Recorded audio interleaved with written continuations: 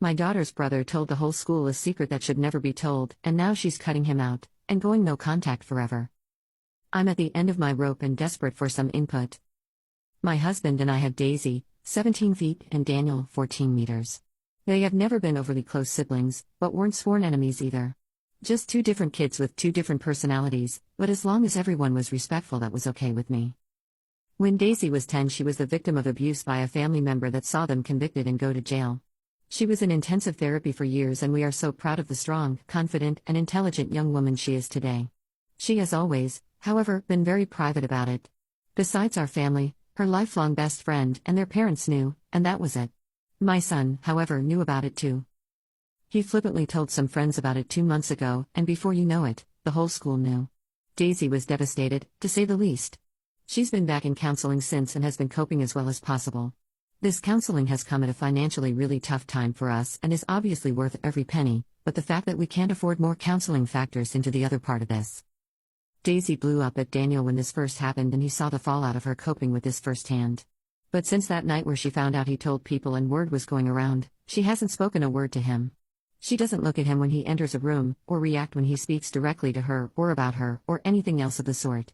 For example, at dinner, she'll speak to us and he'll chime in, and she continues the conversation as though he hadn't said anything. Daniel has tried daily to talk to her and apologized, begged, pleaded and cried, and it's always the same. She'll usually crack a book or look at her phone, put some AirPods in and ignore him completely. She won't discuss it with me besides to say that he's dead to her, and she has no intention of ever seeing or speaking to him again when she moves out in 10 months, and she hasn't wavered even a bit in that sentiment since. I'm at a complete loss. Daniel is on total lockdown. He's lost his phone, video games, any sort of privilege or ability to do things with friends. He essentially goes to school, comes home, does his homework and goes to bed, and he knows we are devastated and beyond disappointed. I believe he's sincerely sorry and contrite. He's broken down crying and apologizing to us more times than I can count. I'm unsure of how to proceed. We can't afford family counseling, and Daisy's personal counselor won't talk to me about what she says to her about any of this, besides to say not to push her on anything. I know she has every right to be furious. But at the same time, I can't help but feel like it's also not mentally healthy for my son to be treated as though he literally doesn't exist in his home for the next year. I know it's a natural consequence, but it's gut-wrenching to see and be living with. Not to mention, as a mom, I don't want my kids to be permanently estranged. It breaks my heart. Has anyone else experienced anything even in the ballpark of this that could offer any advice? Update. I want to thank people for the advice, some of it harsh but necessary. Unfortunately, things have not gotten better. My son's grounding came to an end, and he got supervised access to his phone, video games and friends back.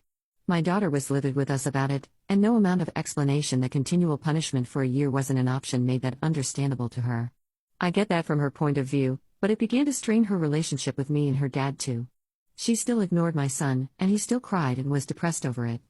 I booked 3 sessions of expensive family counseling and made her come, but she just kept her earbuds on, with music playing, the entire time. She turned 18 in January. My son dipped into his savings to get her a necklace. I gave it to her and told her it was from him after she opened it, and she threw it away. Within a few days, she had moved out and into her best friend's parents' house without telling us she was going to.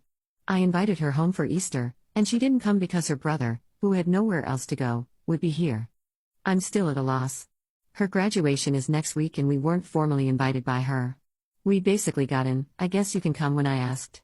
My son obviously isn't invited, and he's still struggling mentally with all of this. Therapy and medication hasn't helped much, but our options of what we can afford are very limited. Has anyone been here? I never dreamed of having children estranged from each other and a daughter who pulled away from us over her brother's idiotic mistake. Relevant comments. I think you need to understand that your daughter is under no obligation to ever forgive her brother.